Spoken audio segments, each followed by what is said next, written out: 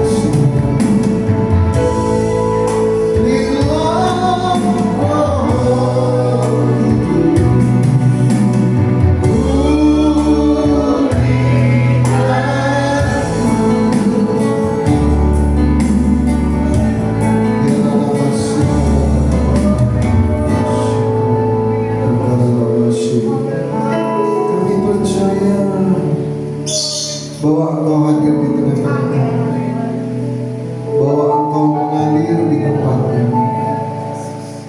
Ya Roh Kudus, tolonglah kami pada pagi hari ini. Tolonglah kami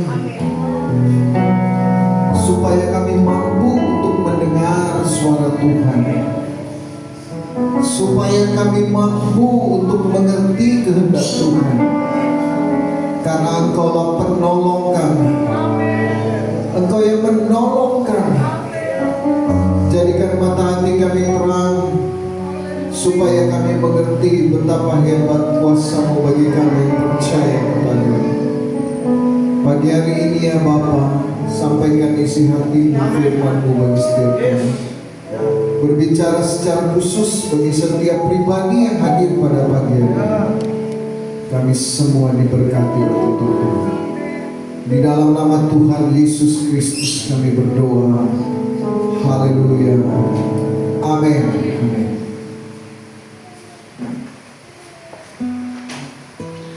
Shalom. Salam sejahtera buat kita semua. Saudara, pagi hari ini itu kita tema kita adalah menjadi anak Allah. Katakan menjadi anak Allah. Waktu saya baca itu tema itu yang diberikan oleh Pastor Pak Lembaga Gemeli, saya perhatikan kalimat itu, saudara. Ya. Itu menjadi anak Allah. Itu kalimat menjadi anak Allah. Dan saya itu di dalam hati, itu saya setuju kata itu, menjadi, saudara. Ya. Karena memang menjadi anak Allah itu adalah sebuah proses menjadi.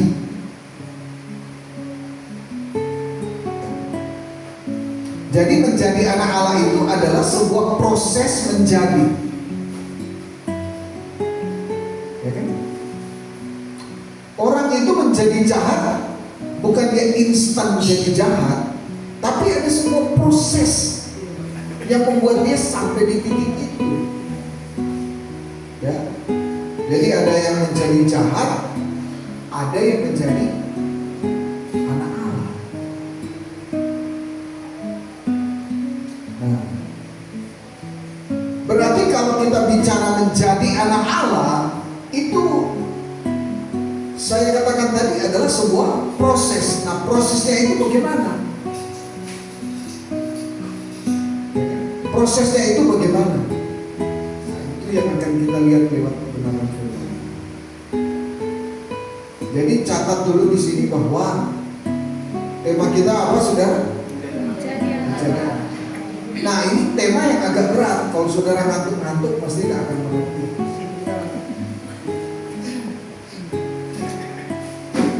Karena memang membutuhkan konsentrasi tuh. Ini mengerti tema ini. Karena memang untuk itulah kita bertobat, untuk itulah kita bergereja, untuk itulah kita banyak berdoa, untuk itulah kita berkumpul setiap hari Minggu di tempat ini. Tujuannya apa? Cuma satu, menjadi anak Allah. Itu kan tujuannya, tujuan akhir tuh. Jadi tujuan akhir semua kegiatan kekristenan kita, katakanlah berdoa, katakanlah beribadah, katakanlah ke gereja, ke persekutuan, ke doa malam, doa puasa, tujuannya apa? Supaya Anda dan saya itu menjadi anak Allah. Itu kan tujuan. Jadi itu tujuan akhir. Sama seperti ya kalau orang lihat anak-anak kita ini, kan waktu mereka lahir itu tujuan akhir. Itu awal kehidupan mereka. Dan mereka berproses dari bayi menjadi balita, menjadi anak-anak, menjadi remaja, menjadi dewasa, menjadi orang tua, menjadi lansia, lalu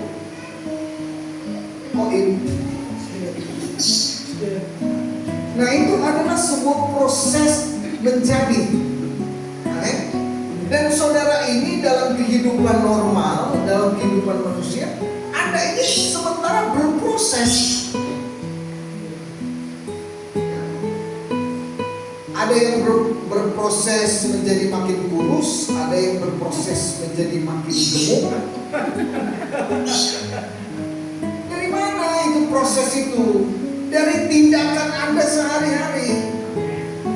Ya, kalau Anda hari-hari makan satu atau dua gunung saudara, Anda berproses menjadi. Anda tahu sendiri kan? Jadi kita sementara berproses. Nah sekarang orang bicara hal rohani, berproses menjadi anak. Berarti ada orang-orang yang belum menjadi anak Allah. Ya. Apakah semua orang Kristen anak Allah? Tidak, saudara. Jawabannya tidak. Tidak semua orang Kristen itu anak Allah. Tapi seorang anak Allah, ya dia pasti Kristen lah. Nah, kalau kita lihat di dalam Roma pasal yang ke-8 ayat yang ke-14, mengapa saya katakan tadi tidak semua orang Kristen itu anak Allah? Karena Paulus itu memberikan kualifikasi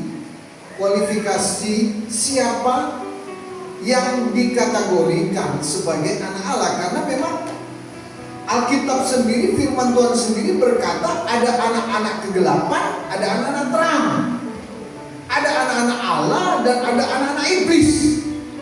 Itu kan jelas. Nah ada yang di tengah-tengah, saudara. Makanya kan Yesus pernah berkata kepada orang-orang Farisi, orang-orang Saduki, Tuhan Yesus berkata begini, Bapakmu itu bukan Allah, karena kamu mencoba membunuh aku. Bapakmu adalah iblis, karena iblis adalah pembunuh manusia sejak semula. Ya kan? Tuhan Yesus berkata kalau Bapakmu adalah Allah, Elohim Yahweh, maka kamu akan mengasihi aku yang datang dari Bapa. Tapi yang kamu lakukan, kamu mencoba membunuh aku. Berarti Bapakmu bukan Allah, tapi iblis. Ya, jadi semua orang Kristen bisa mengaku anak Allah. Anda bisa mengaku anak Allah, tapi Allah mengakuimu tidak.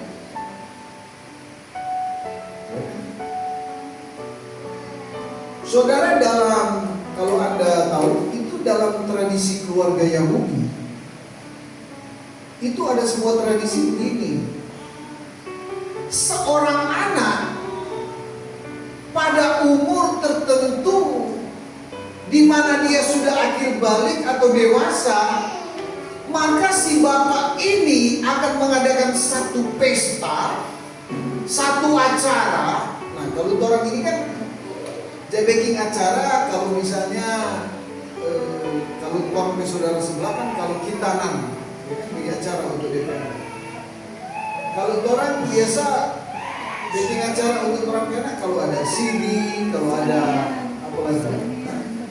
Iya, apa ini saranian, baptisan, itu bikin acara for piana. Tapi dalam keluarga Yahudi ada satu tradisi begini. Ketika seorang anak mencapai umur tertentu yang dipandang sebagai umur yang sudah dewasa, maka bapaknya itu akan mengadakan satu acara, satu pesta. Dia undang semua saudara-saudara, kenalan, bikin acara. Dan di acara itu, tujuan utamanya apa acara itu? Yaitu mendeklarasikan anaknya yang nantinya akan menjadi ahli waris utama dalam keturunan dia. Luar biasa kan? Jadi anak ini tidak akan dideklarasikan sebagai anaknya sebelum, ya jadi begini, sekalipun misalnya saya seorang ayah Yahudi, saya punya anak Israel. Nah, Israel ini umur berapa sekarang? 13. Jadi status dia itu anak saya. Loh. Ya. Jadi statusnya dia ini anak saya. Namanya Israel. Tapi saya belum mendeklarasikan secara umum sebelum dia mencapai umur tertentu. Saudara mengerti tidak sampai sini? Ya. Jadi anak-anak Allah secara rohani yang belum dewasa itu belum ada pendeklarasian dari Bapa di sorga, inilah anakku yang kukasihi. Sebelum Anda mencapai titik tertentu dalam kehidupan saudara.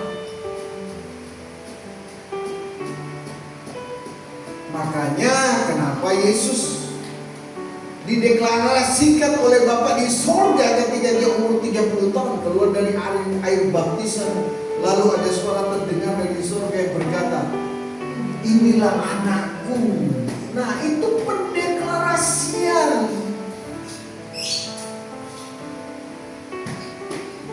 Ya, saudara, kalau saudara mengerti kebenaran ini, waduh.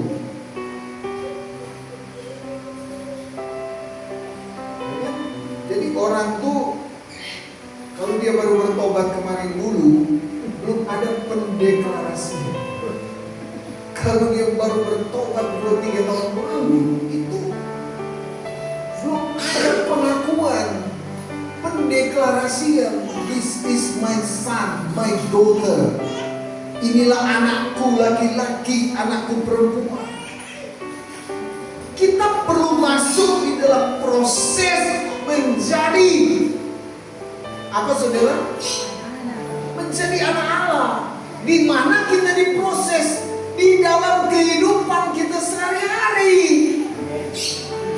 Katakan amin. Jadi di dalam kehidupan kita sehari-hari kita dipersiapkan, kita dibentuk, kita dimurnikan, kita didewasakan. Oleh apa? Oleh setiap masalah, setiap persoalan hidup sehari-hari itu adalah bagian dari pembentukan kita sebagai anak-anak Allah. Amen. Makanya kualitas dari seorang anak Allah bukan dibuktikan di pelayanan, tapi akan dibuktikan dalam kehidupan sehari-hari. Kualitasnya. Makanya saya sendiri, saya sadar saudara, bertahun-tahun. Bapak ingat lagu bertahun. Berkali-kali kau tembak. Kali kau menolong, berkali-kali kau kuatkan. Saya ini sudah bertahun-tahun. Saya bertobat dari umur 17 tahun, tahun 93. Saya bertobat 17 tahun. Terima Yesus, dibaptis, penuh Roh Kudus.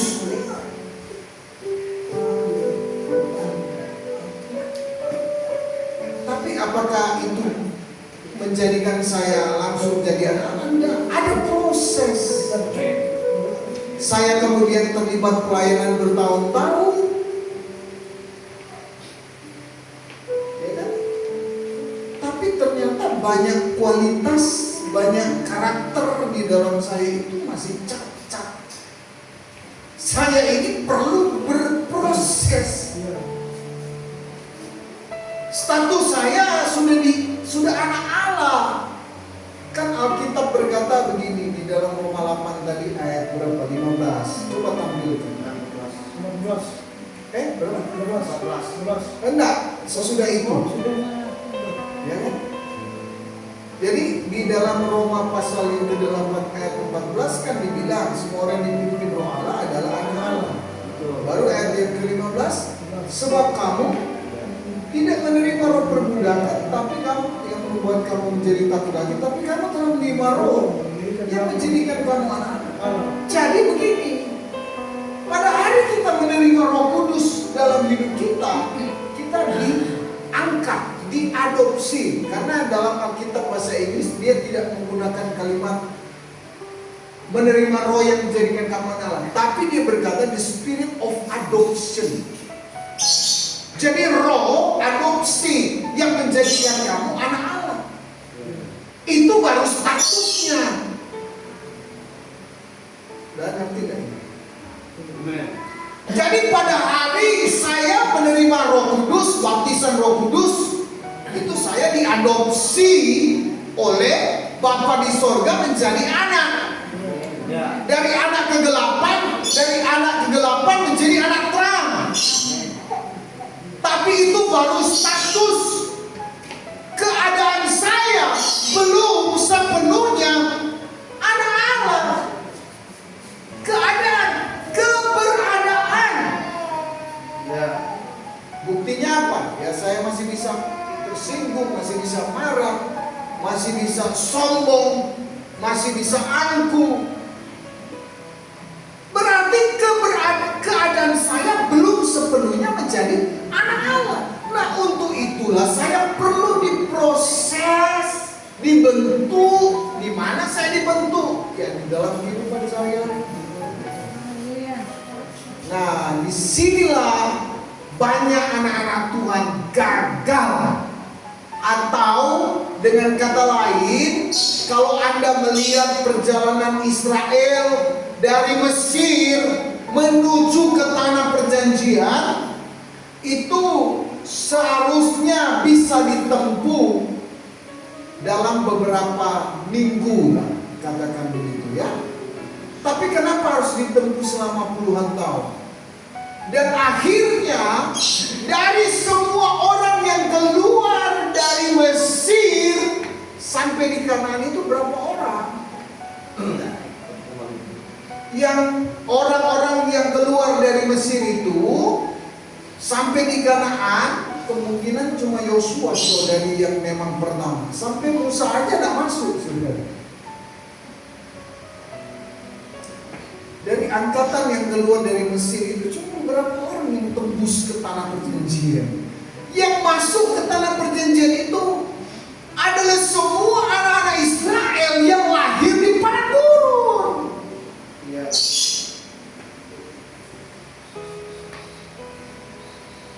Kenapa gagal di dalam proses menjadi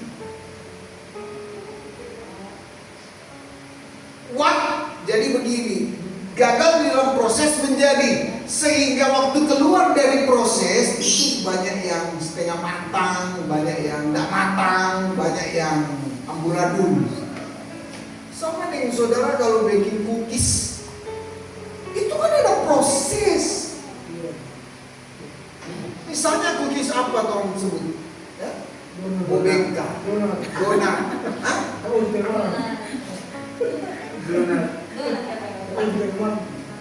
atau kue-kue apa yang biasa kue Natal gitu ya? Yang perlu bentuk fantasi. Itu kan ada kue-kue yang perlu bentuk yang bagus, tapi ada yang nyata jadi, ada yang angus. Nah, ada yang pokoknya yang cacat lah. Yang cacat ini tidak mungkin ditaruh di toples lalu disuguhkan kepada tamu yang angus, yang berantakan, yang nggak mungkin orang bilang begini. Yang penting DP rasa. Enggak, saudara. Ya kan? Sama dengan saudara dan saya. Ya kan? Mana mungkin deklarasikan, inilah anakku yang kukasihi, sementara kenapa kelakuan tuh malu-maluin kampungan. Tidak mungkin Tuhan berkata, inilah anakku yang kukasihi. Anak-anak Tuhan itu yang akan dideklarasikan oleh Bapa di sorga itu harus memiliki karakter dan akhlak yang mulia. Bagaimana kalau saudara ini penjilat, pembohong, mau dideklarasikan? Nah, ini tujuan kita. Tujuan utama kita menjadi orang Kristen, bergereja, berdoa, dan semua kegiatan rohani yang kita sebut rohani Kristen, tujuan akhirnya cuma itu, menjadi anak Allah yang tidak bercacat, yang tidak bercela, tidak bernoda, yang sempurna di mata Tuhan. Makanya saudara, di dalam satu pasal ini, kalau saudara terus ke bawah, coba kita terus ke bawah ke 17 ke ayat, atau kita langsung ke ayat ini.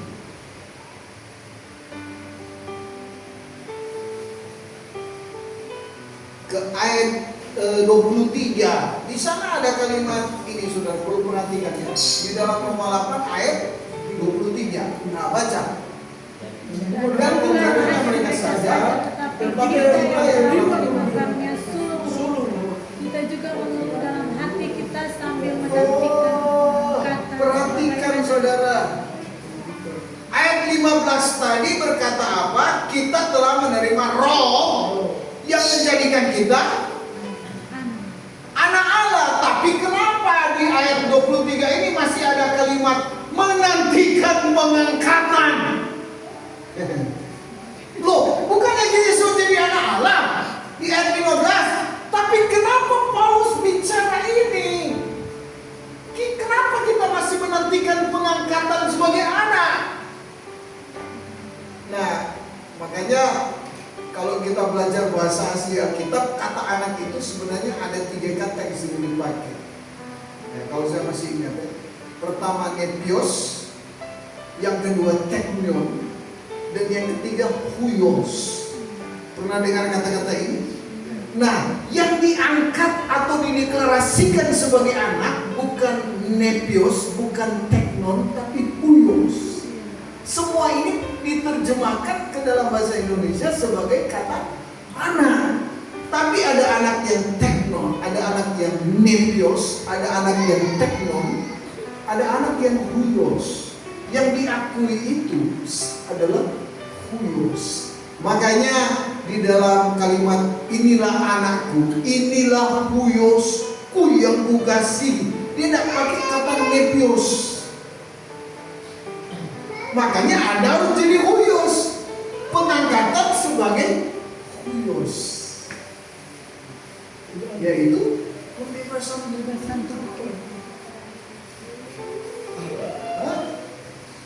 Makanya apa saudara? Kita ini mengeluh dalam hati, dan kita ini menderita sakit bersalin. Ayat sebelumnya 22. Coba, orang semua ini menderita sakit bersalin tuh.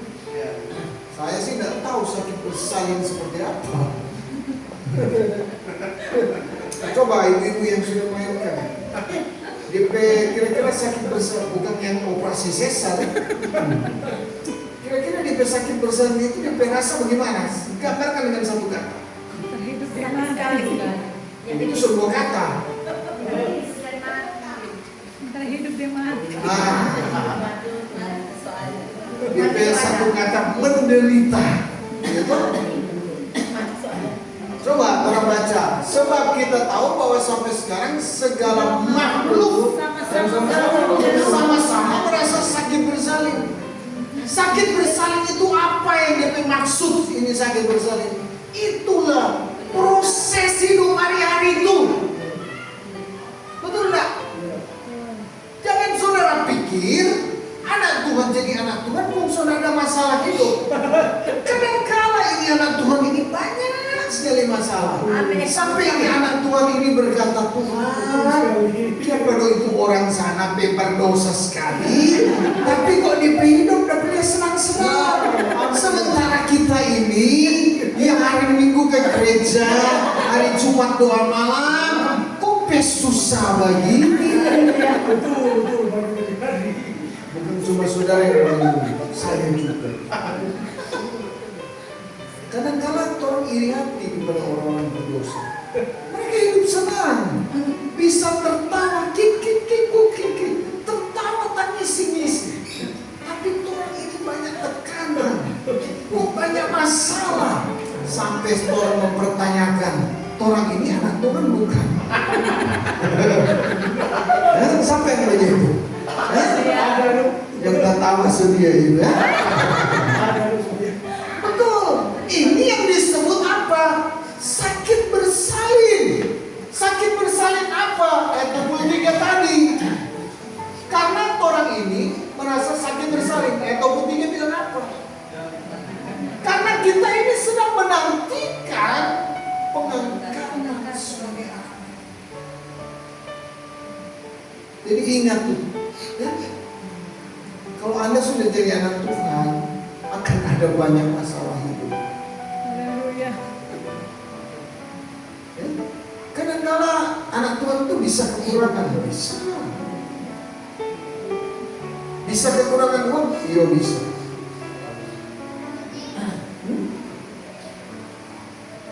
Bisa dia usaha kadang-kala seret, bisa.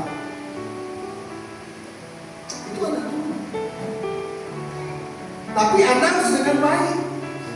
Semua kejadian hidup di dalam kehidupan anak Tuhan itu Tuhan sedang bekerja untuk mendatangkan kebaikan. Amin. Nah, kebaikan di sini adalah kebaikan tentang bagaimana karakter kita perlu dipersiapkan. Amin. Ya, jangan Anda minta kekayaan. Tuhan tahu karaktermu belum siap jadi kaya. Karena kalau kaya, karena muka pesong luar biasa. Kalau nggak susah, baik-baik orang, ramah, giliran banyak doi, waduh, gayanya. Makanya Tuhan tahu. Tuhan tahu ada sebagian orang yang cocok jadi susah. Nggak cocok jadi kaya. Karena kalau dia jadi kaya, paket akan berdatangan. Hari-hari paket datang.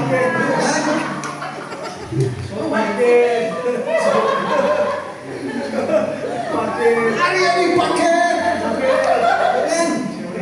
COD, SPX, CNT, CNS, apa sudah datang. Ricky semua tuh apa ini? Ekspedisi di mana dia suka kenal. Oh ibu ini lagi. Aduh. Tahu tuh. Jadi kalau seandainya orang ini ada masalah hidup, kesusahan, itu tidak kebetulan. Bagi orang di luar Tuhan, itu kesusahan hidup itu adalah ganjaran untuk mereka. Ganjaran. Tapi untuk anak-anak Tuhan, kita harus bertanya, kita ini apa maksudnya? Kita mesti tanya dulu. Bisa jadi ada hal-hal yang Tuhan mau bentuk pada anak.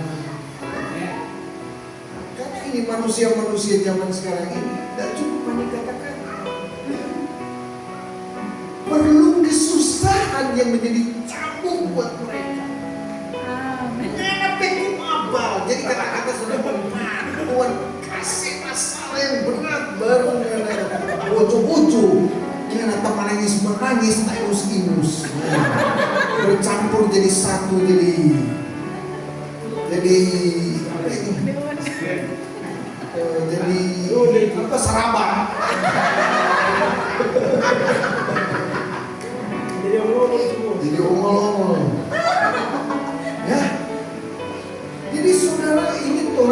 proses menjadi apa? Jadi ingat, anak Allah itu bukan berarti tidak ada kekurangan, tidak ada kesusahan. Sedangkan Tuhan kita yang mulia, Tuhan Yesus waktu jatuh dia jadi manusia, dia tidak lahir dari keluarga kaya, keluarga sederhana. Tukang kayu zaman itu kok berapa kaya, saudara? Zaman Yesus hidup. Kenapa raja di atas segala raja? Seharusnya dia lahir di istana, tapi dia lahir di kandang yatim. Waktu dia mau masuk ke bait Allah, untuk bayar biaya bait Allah mesti memancing dulu. Dia tidak ada uang cash, dia tidak sedia. Tuhan tahu itu.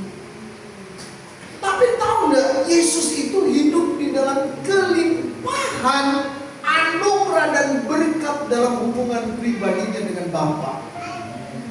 Itu Yesus.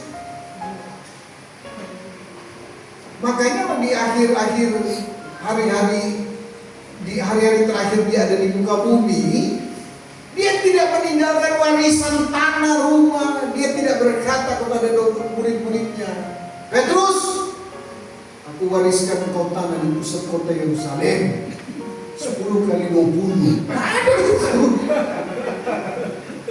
Tapi dia berkata, aku akan pergi kepada Bapa, supaya apa yang dijadikan Bapa kepadamu diberikan kepadamu. Kalau aku tidak pergi, maka roh itu tak akan datang. Satu warisan yang Yesus beri kepada orang percaya, Roh Kudus yang sangat berharga. Dia tidak kasih warisan tanah, rumah, uang. Malah Yesus mengajarkan kamu harus punya mental pengembara di bumi. Kalaupun Tuhan kasih pada orang rumah, tanah, mobil, jangan anggap itu orang punya. Semua itu cuma fasilitas yang orang pakai selagi dunia. Makanya karena kalau punya oto, jangan satu hari habis di oto, variasi-variasi itu oto, itu motor lah, itu segala macam tete bengek lah. Satu hari habis di sini.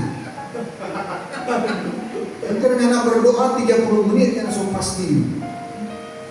Saudara, kita kadang-kadang jadian, misalnya ya maaf ya, kalau saya lihat misalnya sopir truk kan, di kaca muka itu dia so pasang tete bengek semua. Kalau dia pasang riben lekong dia balia so setengah mati. Dia bikin tuh lubang kaca muka so kurang begini.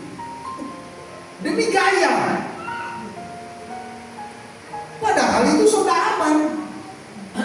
Ada orang pasang kopi-kopi di kaca muka. Kaca muka itu formalia, bukan formaprom.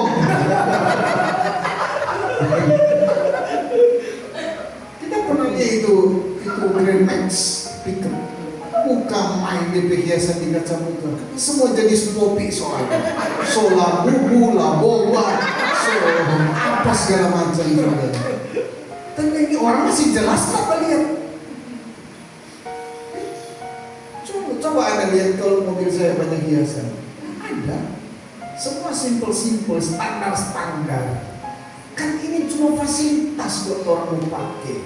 Nggak perlu kok kita bikin habis duit dengan tutelet harga 10 juta. Paling kalian cuma nikmati 1-2 bulan. Habis itu nggak pasti. Mari itu kredit nggak kelar-kelar.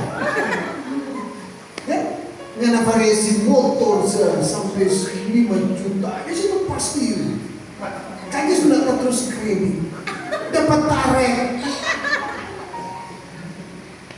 Lebih baik standar. Karena ini cuma fasilitas orang pakai, nggak lama juga orang hidup. Itu enggak. Paling habis dia variasi tuh mobil, motor, kok dia kena serangan jantung. Dia ada sempat jadi. Satu saudara saya dengar sebuah cerita di kota Manado. Ada satu bos di kota Manado yang kaya raya luar biasa. Tapi Tapi satu, sekarang dia koma. Umur 80-an, tanah di mana-mana, usaha dapat takut. Ya, kita dalam hati, ternyata manusia cuma sampai begitu. Semua tanah, ratusan mungkin sertifikat yang dia punya, mana dinikmati? Nggak ada. Mau nikmati apa sekoma? Kurang mau tiup sedikit so pergi. Makanya tuh orang ini jadi manusia nggak usah tuh. Alkitab kata so bilang jangan bersusah payah menjadi kaya. Nikmati apa yang ada. Hidup adalah anugerah. Itu. Jadi nikmati setiap hari. Apapun keadaan saudara hari ini, itu akan terasa nikmat kalau saudara melihat dari sudut pandang surgawi. Tapi kan tuh kalau anak sudut pandang duniawi, ya anak hidup tuh semua rasa nggak cukup. Lihat tetangga motor sudah lebih bagus, analis bangka dada. Atau tetangga rumah sudah lebih kinclong, analis bangka dada. Analis semua berdoa supaya dia ancur. Jangan saudara. Banyak orang itu hidup mereka kelihatan begitu baik, begitu tuh mereka nikmati, tapi kan tidak tahu di isi dalam. Ternyata kan tuh dia juga banyak kredit kasihan. Jadi dia juga cuma di muka penganak dia tawa. Tapi sebenarnya di belakang penganak, dia juga susah mati. Itulah manusia. Biar jodoh kalian, biar jodoh orang susah yang penting di muka orang dapat dia hebat. Tidak boleh punya prinsip itu. Tapi yang paling apa adalah hidup jujur apa adanya. Itu yang lebih bagus, lebih karena nikmati hidup. Hidup dia cuma pendek kok karena bikin habis dengan hal yang sia-sia. Amin. Jadi saudara, proses menjadi anak ini kita sedang dalam proses menantikan pengangkatan sebagai anak. Amin. Nah, ayat berikut. Ya, ayat berikut 24. Tetapi jika kita mengharapkan apa yang tidak kita lihat, kita menantikannya dengan tekun. Nah, di sini yang perlu ketekunan tahun ini. Amin. Biar so menderita sekali yang tekun. Jadi masalah-masalah hidup tidak ada yang kebetulan. Ketika Anda, ya banyak dari orang kadang-kadang sudah tahan, tetap tekun bertahan. Karena suatu waktu saudara, Tuhan itu pasti akan genapi janji. Amin. Karena Alkitab jelas berkata, Dia tidak mungkin berdusta. Apa yang Dia sudah janjikan pada waktunya, anak-anak Allah akan menerima segala yang terbaik dari Tuhan. Amin saudara. Jadi jangan takut selama Anda hidup benar, selama Anda hidup jujur, selama Anda hidup dalam kekudusan, Tuhan, Anda berhak ditolong Tuhan. Kalau hidup Anda itu jujur, kalau hidup Anda itu benar, kalau hidup Anda itu kudus, itu Anda berhak ditolong Tuhan.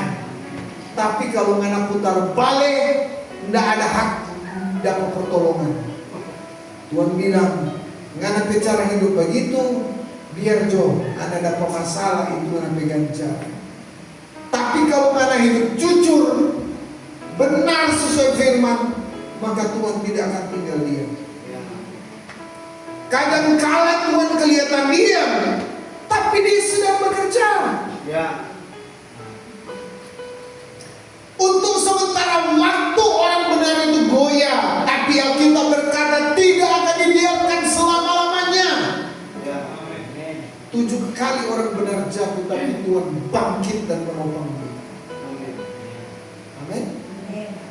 Jadi fokus jodoh orang hidup, fokus menjadi anak Allah. Setiap hari apa yang kau mesti lakukan? Bangun tidur, sediakan waktu berdoa. Minimal 30 menit. Kalau boleh kan ya pagi-pagi sekali. Sama seperti yang Yesus lakukan. Pagi-pagi benar dia berdoa.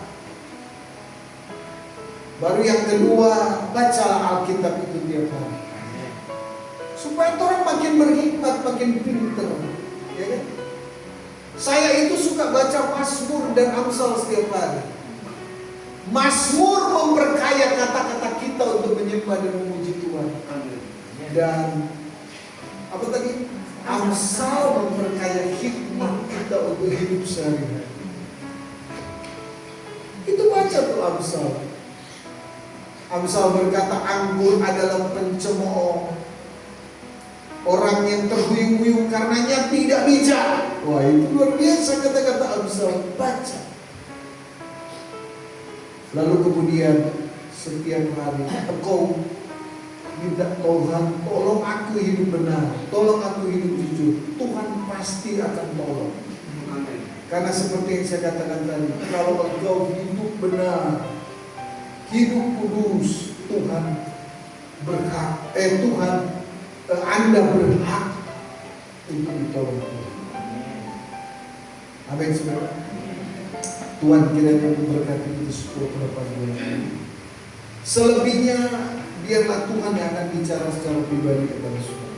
Tapi pagi ini saya selesai sampai di sini. Dan saya berdoa, orang semua tidak ada yang gagal. Sampai pada masa di mana kita diangkat di wisuda. Orang ini dalam proses belajar. Ketika Tuhan deklarasikan, inilah anakku, waduh, itu sudah ada kata balik.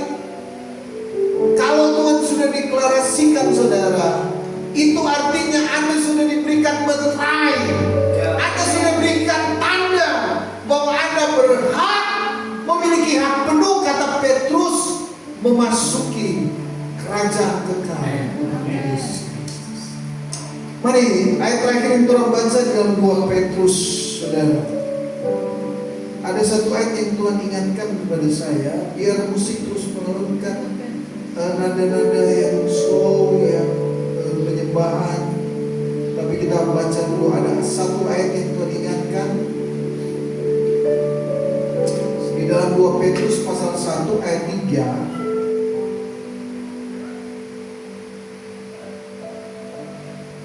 Ya, ayat 3 mulai. Saya baca ayat 3, saudara baca ayat 4, dan bergantian kita akan baca sampai ayat yang ke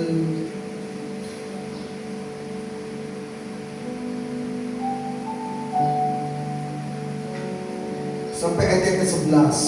Ya, mulai ayat 3 bergantian orang baca. Karena kuasa ilahinya telah menganugerahkan kepada kita segala sesuatu yang berguna untuk hidup yang saleh oleh pengenalan kita akan Dia yang telah memanggil kita oleh kuasa yang mulia dan ajaib.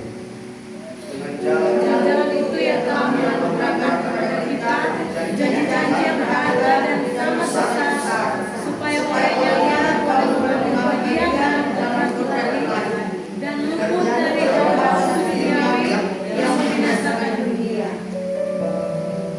Justru karena itu kamu harus dengan sungguh-sungguh berusaha untuk menambahkan kepada imanmu kebajikan, dan kepada kebajikan tambahkanlah pengetahuan, dan kepada pengetahuan tambahkanlah penguasaan diri, kepada penguasaan diri tambahkan ketekunan, dan kepada ketekunan tambahkanlah kesalehan, Dan kepada kesalehan kasih saudara, dan kepada kasih akan saudara kasih.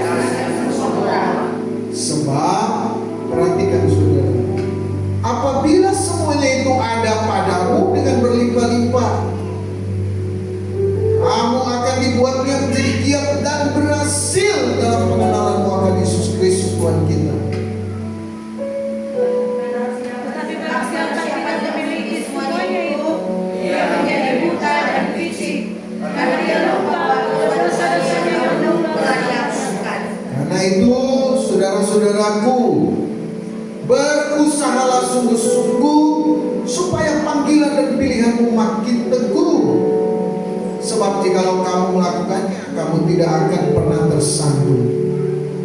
Maka diberikan kepada kamu akan digunakan nafsu untuk memasuki kerajaan kekal, yaitu kerajaan Tuhan dan keselamatan kita. Saudara, garis bawahi, akan dikaruniakan kepadamu hak penuh. Orang yang baru bertobat itu belum punya hak penuh. Tapi orang yang sudah dewasa, yang saya sebut tadi sudah dideklarasikan anak, dia itu memiliki yang namanya hak penuh, atau orang barat bilang privilege. Hak penuh untuk masuk dalam kerajaan.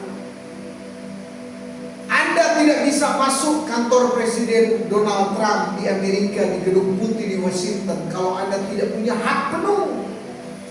Siapa yang bisa masuk ke White House? Mereka yang punya privilege, mereka yang punya kartu bukan kartu garansi, kartu ID card yang adalah hak penuh untuk masuk ke situ. Tahu tidak saudara? Hak penuh itu diberikan kepada siapa? Kepada anak Allah yang sudah dideklarasikan, sudah diakui oleh Tuhan. Ini anakku yang kukasih. Kalau sampai Tuhan deklarasikan begitu, tidak ada setan macam apapun yang bisa batalkan itu, saudara. Tuhan itu kalau sudah deklarasikan, berarti Anda pasti masuk kerajaan surga. Sudah tidak ada lagi yang mudah-mudahan, tidak ada. Tapi itu kepastian. Amin. Baru baca terus. Sudah ya. Sampai tadi saya bilang apa? Ya, sampai 11. Nah itu. Saya berdoa, orang itu nantinya punya apa? Hak penuh. Malaikat tidak bisa larang. Anak-anak Tuhan yang sudah punya hak penuh, itu malaikat tidak bisa larang loh masuk situ.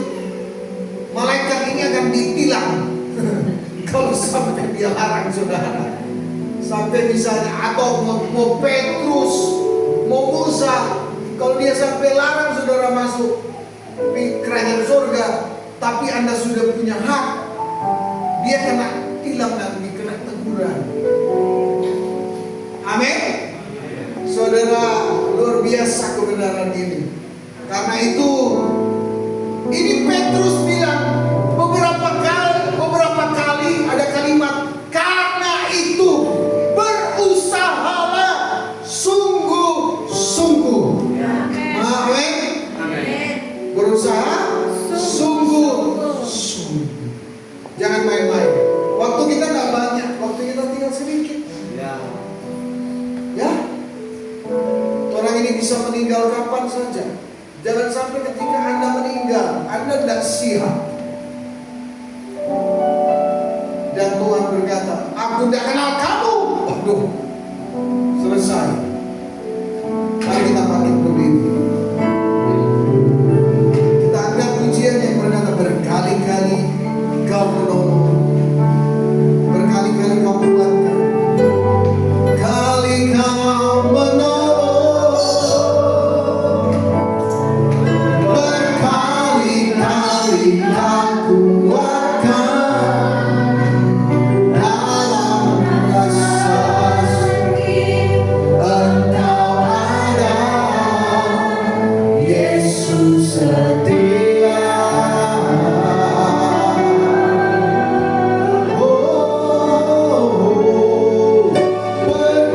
Berkali-kali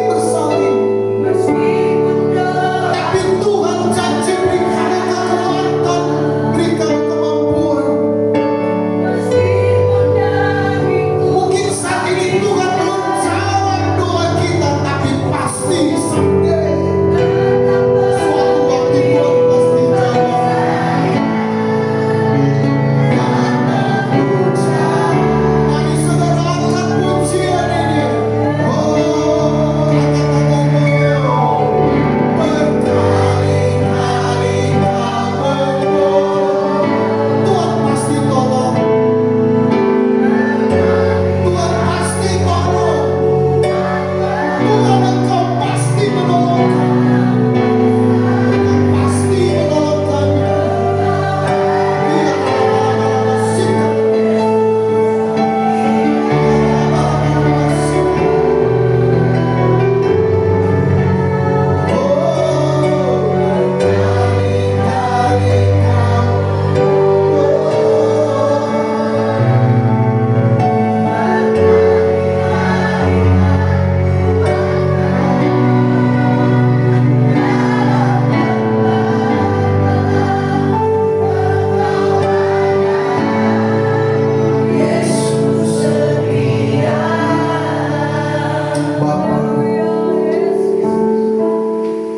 Seperti yang hamba-Mu sampaikan mereka, kalau kami ada dalam kehendak Tuhan yang sempurna, kalau kami ada dalam kebenaran Tuhan, maka pertolongan-Mu adalah hak anak-anak-Mu. Mungkin ada sebagian dari kami yang kadang-kala keluar dari kebenaran, tapi Engkau mengizinkan sesuatu terjadi sebagai cambuk buat kami untuk kami kembali. Tapi Tuhan ampuni kami dan maafkan kami. Dan Tuhan kiranya berkenan untuk menolong anak-anak-Mu ini.